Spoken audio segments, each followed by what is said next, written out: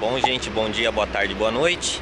Depois de acordar às 6 da manhã, estamos de óculos escuros por causa da olheira. Como vocês podem ver, o dia está bem nublado, né? Na verdade, como que chama isso? Neblina. Tá melhorando aqui, tá saindo um sol. Espero que melhore bastante para a gente conseguir mostrar bastante coisa para vocês. A gente está aqui hoje em Auschwitz. Quem não sabe o que é Auschwitz, dá uma busca aí. É o maior campo de concentração alemão que teve dentro da Polônia, né? Os poloneses não gostam que diga que o campo de concentração é polonês, porque ele é alemão, mas foi feito aqui dentro.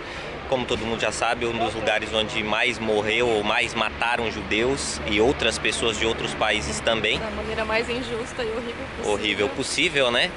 Vamos ver o que a gente consegue mostrar para vocês aí agora. Daqui a pouco vai começar o tour, vai demorar mais ou menos umas 4 horas tudo. Né, 1h30 de viagem, depois mais 1h30 de volta. A gente pegou um tour lá na cidade, que a Camila já falou do tour pra vocês, provavelmente no vídeo anterior. Foi na mesma companhia, a gente também preferiu fazer o tour, porque o tour demora 1h15, 1h30 de carro, sendo que se a gente fosse de ônibus, teria que pegar 2 ônibus, 3 horas para chegar.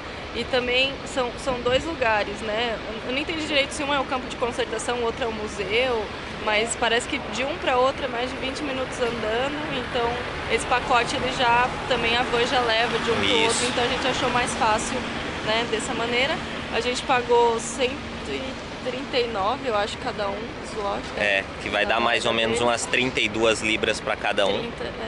Umas 30 libras por pessoa. Então vamos ver o que dá para ver aqui. Muitas coisas não vão poder filmar, eu vou ver que o máximo de imagem que a gente consegue fazer e trazer um pouco dessa informação e, queira ou não, desse aprendizado para todo mundo, né? A ideia é trazer o aprendizado em si.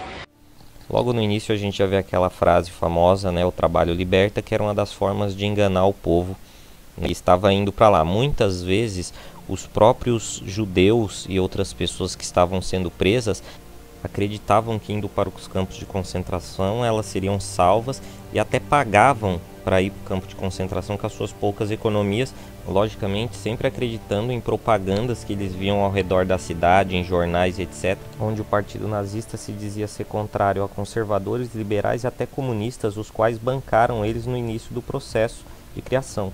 Isso tudo somado ao discurso de igualdade social e sempre buscando um culpado dentro dessa mesma sociedade, que no caso eram os judeus, fez com que parte da população, a sua maioria, apoiasse esse partido. Logicamente, isso tudo somado à situação econômica e social que a Alemanha sofria devido aos embargos e dívidas que ela tinha com a Europa, já que ela foi decretada a principal culpada da Primeira Guerra. Nesses prédiozinhos viviam de 800 a 900 pessoas.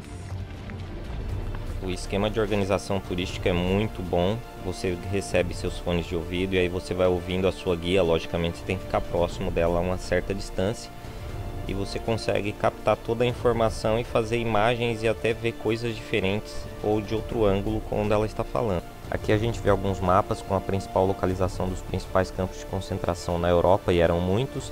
Esse campo de concentração que a gente se encontra, ele era um quartel-general do exército polonês e foi tomado e virou o campo de concentração. Aqui alguns quadros com algumas imagens da época, poucas que sobraram.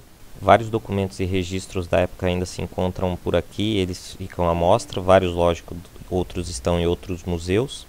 Ao redor de todo o campo de concentração a gente tem placas informativas contando as histórias e mostrando fotos como essas que a gente vê agora. Além dos guias turísticos, é claro. Aqui, ó, igual aquele que tem no nosso quarto. No mínimo 3 dias dentro desses negócios, sem banheiro, sem nada. Algumas pessoas morriam no caminho e as outras ficavam lá com os mortos e com todo o cheiro de tudo que faziam. Esse lugar a gente vai ver lá no Birkenau. Casas como estão gastas, imagina o tanto de gente que não passa. Meu Deus, conseguiram pegar uma câmera escondida e eles tiravam umas fotos escondidas, só algumas puderam ser achadas. Aqui eles cremando as pessoas do lado de fora. Hitler foi o fundador do Partido Nacional Socialista dos Trabalhadores Alemães. Inicialmente ele tinha um conluio com a União Soviética, que financiou de alguma forma esse movimento, e logicamente no futuro eles se tornaram 2 poderes independentes e um brigando contra o outro, como eles sempre fazem. Aqui a gente mostra também como era dentro das câmaras de gás, a gente depois vai ir pessoalmente dentro delas, mas é só uma maquete. São os itens que eram dos judeus, né? Eram milhares de malas que chegavam aqui todos os dias e eles tinham que separar o que era bom, o que era ouro para mandar para o banco, para mandar para o Hitler, para a Alemanha. O que era ruim, às vezes o que era inútil, eles jogavam e queimavam. E algumas coisas eles davam como prêmio para os soldados que estavam trabalhando nisso. E aqui foram uma das poucas coisas que restaram dos pilões dos judeus. E aqui eram das pessoas debilitadas, né, com algum tipo de deficiência, que como não serviam para trabalhar, elas eram mandadas diretamente para a câmara de gás para serem mortas. Isso é só o pouquíssimo que sobrou de tudo que eles fizeram. Aqui a gente vê caneca, jarro, xícara, pinico, tudo que eles traziam porque eles achavam que eles teriam uma vida normal, depois seriam liberados, segundo a propaganda. Só para registrar, esses prédios aqui eram do exército polonês, que foram tomados, são os originais.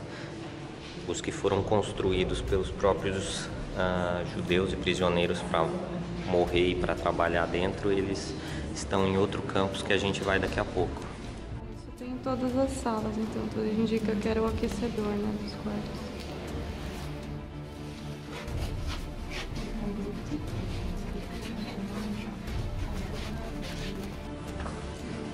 Aqui ficam as malas deles, eles tinham que colocar o nome.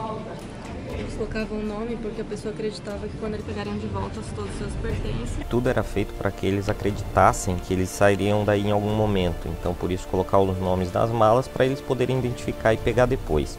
Isso também acontecia com as crianças eram acompanhadas pelas mães para irem para tomar o primeiro banho, que seria na verdade na câmara de gás, para que elas não se apavorassem, porque se as crianças fossem separadas das mães, elas ficariam apavoradas e gerariam ali uma situação de terror. Então eles queriam que tudo parecesse muito calmo, normal e até justo diante dessas pessoas. Aqui mais alguns pertences expostos de outra forma, né, dentro dessas cúpulas de vidro. Olha o tamanho e a quantidade de sapatos, gente, para ter uma noção do quanto isso aqui era tenebroso, cara. Foi só o mínimo que restou. Isso foi só o que sobrou, né? Anos, eles têm que ir fazendo algumas coisas, vão se degradando com o tempo, então eles têm que ir jogando fora. Então, Bom, aqui ficaram boas partes das coisas dos prisioneiros que não tinham valor, as coisas eram roubadas ou distribuídas entre os soldados alemães. O que a gente tem que ter em mente, aqui algumas fotos deles, é que a maioria da população alemã apoiava o nazismo. A questão é que eles viviam num país, né, onde o governo era ditatorial, assim como é no comunismo, no socialismo, né, e aí eles não podiam falar mal do governo. E mesmo que falassem, não é que nem hoje que você vai na internet, fala e sai. Alguns deles tinham alguns privilégios, né, alguns prisioneiros, tipo esse quarto, pegavam um quarto melhor, mas eles prestavam serviços para o nazismo, logicamente. Aqui mais um pouco do povo, aqui o quarto onde ficava a maioria deles, né? As fotos foram tiradas quando eles chegavam aqui. Quando os que conseguiam sair, ou quando, no momento que morriam, homens em torno de 32 quilos e mulheres em torno de 23 quilos, porque eles quase não comiam, né? E aqui um pouco mais da parte de fora do campo de concentração.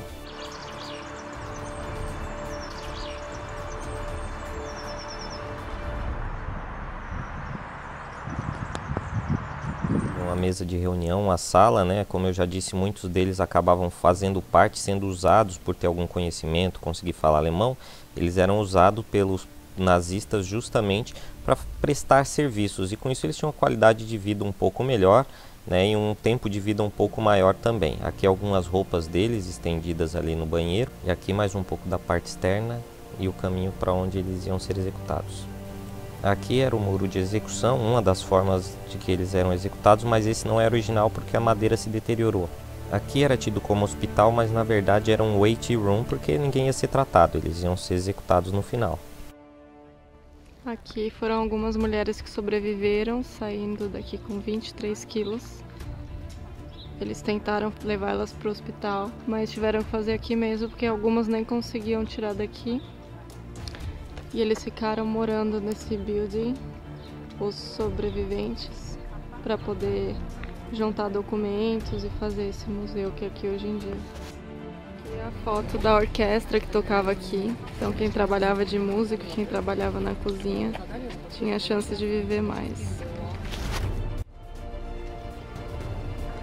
Aqui era a cozinha, onde eles tinham que comer, e aqui nesse negócio bem no meio, vários deles eram enforcados por terem desobedecido ou tentado fugir do campo de concentração. Quem tentava fugir era capturado, ficava pendurado aqui. E para cada um prisioneiro que fugia, 10 tinham que ser punidos juntos. Todos os dias, no fim da tarde, eles viam pessoas enforcadas aqui. Aqui é onde eles contavam os prisioneiros todos os dias para ver se ninguém tinha fugido. Essa é uma das imagens mais famosas de Auschwitz, né? Entre dois blocos, a separação por 2 cercas elétricas.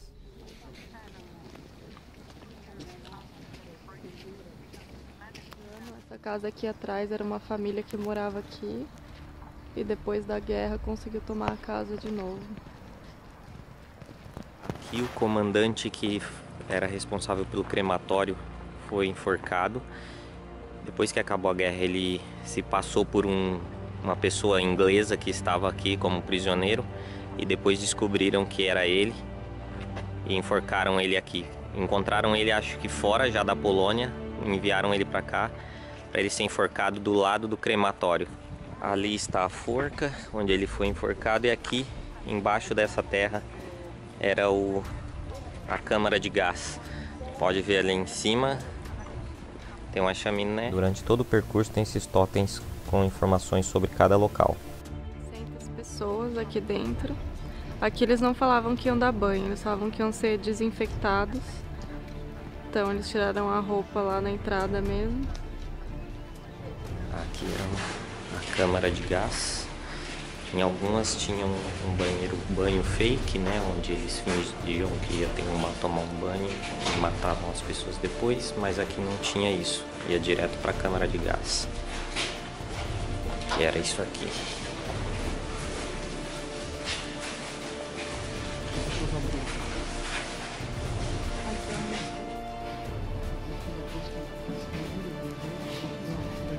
Era o crematório, né? Depois que ele saiu da câmara.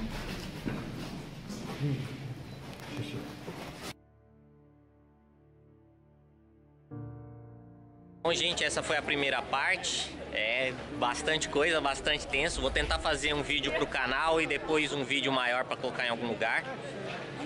E agora a gente vai para Birkenau, que é onde teve o maior número de mortos e onde eles chegavam naquela linha do trem que você vê nos filmes, na maioria dos filmes que tem sobre o Holocausto. Tudo bem? Isso aí? Tenso, cara, é tenso.